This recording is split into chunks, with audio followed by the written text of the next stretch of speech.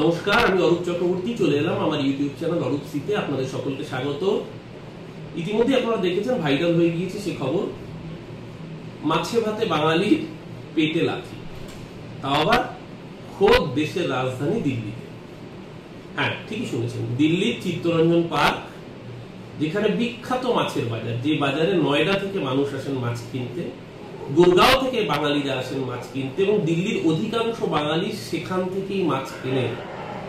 পাশেই চিত্তরঞ্জন পার্ক কালীবাড়ি, এবং এই কালীবাড়ি প্রতিষ্ঠার জন্য পূর্ণ সহযোগিতা করেছিল এই মাছ বাজারের ব্যবসায়ীরা, যাদের সম্পূর্ণ সহযোগিতায় এই দিল্লি কালী মন্দির চিত্তরঞ্জন পার্কে প্রতিষ্ঠিত হয়েছিল। এবার সেই মাছ বাজারই আক্রমণ, মাছে ভাতে বাঙালির উপর আক্রমণ নামিয়েছে দিল্লির নবনির্বাচিত, আপকে সরিয়ে ক্ষমতায় আসা বিজেপির সরকার। মুখ্যমন্ত্রী রেখা দেবী, তার দলের যিনি নবনির্বাচিত বিধায়ক সেখানকার, তিনি দেখা যাচ্ছে ঠ্যাঙারে বাহিনী নিয়ে তিনি গিয়ে হুঙ্কার দিচ্ছেন, বন্ধ করতে হবে মাছের বাজার, এটা সনাতনী সংস্কৃতি, এইসব চলবে না, মাছ চলবে না, এটা দেবস্থান মন্দির। তুমি কে বাবা হরিদাস পাল আমাদের সনাতনী সংস্কৃতি শেখানো? বাঙালির তারা মায়ের পুজো, বাঙালির অন্যতম পীঠস্থান তারাপীঠে মাছ ছাড়া মাকে ভোগ হয় না। সতীপীঠ কালীঘাট, যেখানে মাংস দিয়ে মাকে ভোগ দেওয়া হয়। আমাদের বাঙালির ঘরে সরস্বতী পুজোয় জোড়া ইলিশ দিয়ে মাকে আরাধনা করা হয়। দুর্গাপুজোর নবমীর দিন অধিকাংশ বাঙালির বাড়িতে মাংস থাকে। লক্ষ্মী পুজোতে মাছ দিয়ে মাকে ভোগ দেওয়া হয়।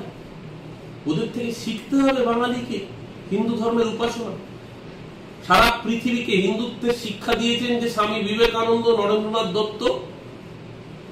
সেই বাঙালিকে শিখতে হবে অন্য থেকে হিন্দুত্বের ঠিকাদারি।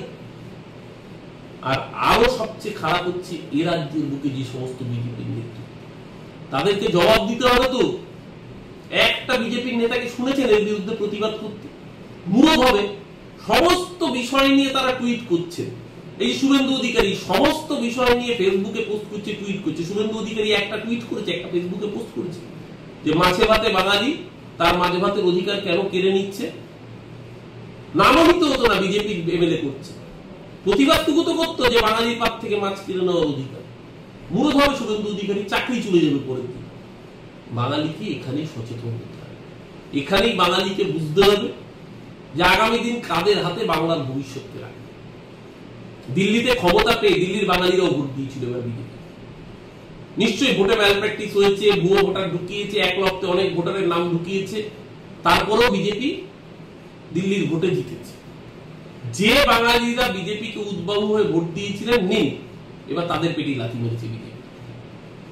যে দিল্লিতে বলেছিল লাডলি বেহেনা স্কিম, ক্ষমতায় আসার পরে লাডলি বেহেনা স্কিম থেকে 6 লক্ষের কাছাকাছি মহিলার নাম বাদ চলে যাচ্ছে। মহারাষ্ট্রে সেগ্রিগেশন করে দিয়েছে, কয়েকজন পাবে না, কয়েকজন পাবে, অথচ ভোটের আগে কল্পতরু সেজেছিল। এটাই হচ্ছে বিজেপি। এ রাজ্যের বুকেও 2026-এর নির্বাচনে আবার বিজেপির নেতারা যখন ভোট চাইতে আসবে, দায়িত্ব আপনাদের, আপনাদেরকেও সেই দায়িত্ব নিতে হবে যে এই বিজেপিকে ভোট দিলে আপনার মাছে ভাতে বেঁচে থাকার অধিকারটা চলে যাবে না। তো কোন বিজেপি নেতা মুখ খুলেছে না? দিলীপ ঘোষ মুখ খুলেছে না? সুকান্ত মজুমদার মুখ খুলেছে না? শুভেন্দু অধিকারী মুখ খুলেছে না? জগন্নাথ চট্টোপাধ্যায় মুখ খুলে একবার প্রতিবাদ করেছে? একটিবারের জন্য কোন চুনোপুটি বিজেপি নেতাকে বলতে শুনেছেন যে দিল্লিতে যেটা হয়েছে অন্যায় হয়েছে, আমরা মাছ ভাত খাই, এটা আমাদের ধর্মে রয়েছে, আমার সংস্কৃতি তোমার থেকে শিখবো না? মুরদ নেই, কারণ এ রাজ্যের বিজেপি নেতারা মেরুদণ্ডটাকে দিল্লির কাছে বন্ধ করে দিয়েছে।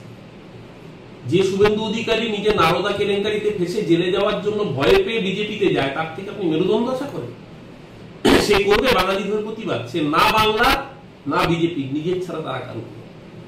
তাই বাঙালিকেই মাথা উঁচু করে সচেতন হয়ে নিজের মতাধিকার, নিজেকে বিবেচক হিসেবে নিজেদের মতদান, নিজের যে মতাধিকার প্রয়োগ, সেই জায়গায় আরো বেশি করে সক্রিয়ভাবে মনোনিবেশ করতে হবে। এমন কোন শক্তির হাতে বাংলাকে যেতে দেবেন না যারা আমার আপনার বেসিক রাইটস গুলোকে নষ্ট করে দিতে পারে। তার সাথে সাথে আরো একটা কথা অবশ্যই বলবার, গতকালকের একটি ছবি আমাদের সকলকেই অত্যন্ত খারাপ লেগেছে, যে জিনিস কাম্য ছিল না বাংলার বুকে। গতকালকে একটি ধর্মীয় সমাবেশ থেকে আমরা দেখেছি যে একটি বাস ড্রাইভার, তার বাসের যে মিরার ছিল সেই মিরারে আমাদের হিন্দুদের ধর্মীয় পতাকা লাগানো ছিল। সেই পতাকা খুলে ফেলতে হয়েছে, তার মুখে ভয়ের চিহ্ন পরিষ্কার ছিল।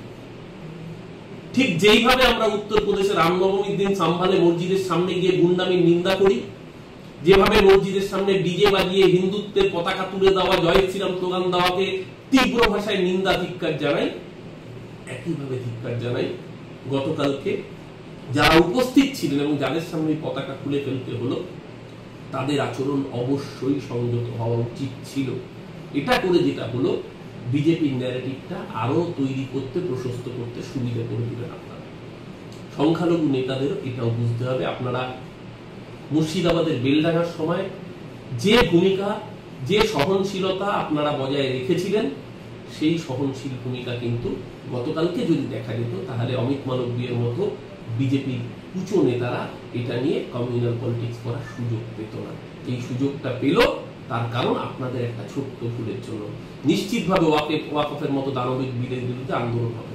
আন্দোলনটা হওয়াটাই স্বাভাবিক, কারণ বিজেপি সরকারি সম্পত্তি বেচেছে, রেল বেচেছে, এলআইসি বেচেছে, সেল বেচেছে, ভেল বেচেছে। এবার মুসলমানের জমি বিক্রি করার জন্য, রিয়েল এস্টেটের হাতে তোলার জন্য ওয়াকফের নতুন আইন বড় বড় গাল ভরা নাম নিয়ে উম্মিদ নিয়ে আসছে, কিন্তু আসল উদ্দেশ্যটা খুব পরিষ্কার। তার বিরুদ্ধে রাস্তায় আন্দোলন হবে, আইনি পথে আন্দোলন হবে, সব জায়গায় আন্দোলন হবে, কিন্তু কোনো আন্দোলন যেন মৌলবাদী আগ্রাসনে পরিণত না হয়। মাথায় রাখবেন, একটা মৌলবাদের শক্তি বৃদ্ধি কিন্তু আরেকটা মৌলবাদকেই সহযোগিতা করে। তাই একদিকে যেরকম দিল্লির বুকে বিজেপির বাঙালির মাঝ ভাতের অধিকারকে লাথি মারা, তার বিরুদ্ধে গর্জে উঠতে হবে, ঠিক যেভাবে সাম্ভালে যোগী রাজ্যে সংখ্যালঘু মুসলমানের উপর আক্রমণের বিরুদ্ধে সোচ্চার হতে হবে, একইভাবে সংখ্যালঘুদের আচরণও যেন কোথাও প্রশ্নের জন্ম না দেয়, সেই দিকটাও সংখ্যালঘু নেতৃত্বকে কিন্তু মাথায় রাখতে হবে। এই ভারতবর্ষ সবার সभी का खून है शामिल यहाँ की व्यक्ति में, किसी के बाप की हिंदुस्तान थोड़ी ना है। এটা যেন ভুলে না যাই। পাঞ্জাব, সিন্ধু, গুজরাট, মারাঠা, দ্রাবিড়, উৎকল, বঙ্গ, ভারতবর্ষের বৈচিত্র্যের মধ্যে ঐক্য যেন কখনো হারিয়ে না ফেলি। ভালো থাকবেন সবাই। আজ এই পর্যন্তই। যদি ভিডিওটি ভালো লাগে অবশ্যই লাইক এবং শেয়ার করে দেবেন এবং বন্ধুদের বলবেন চ্যানেলটিকে সাবস্ক্রাইব করে নিতে। নমস্কার।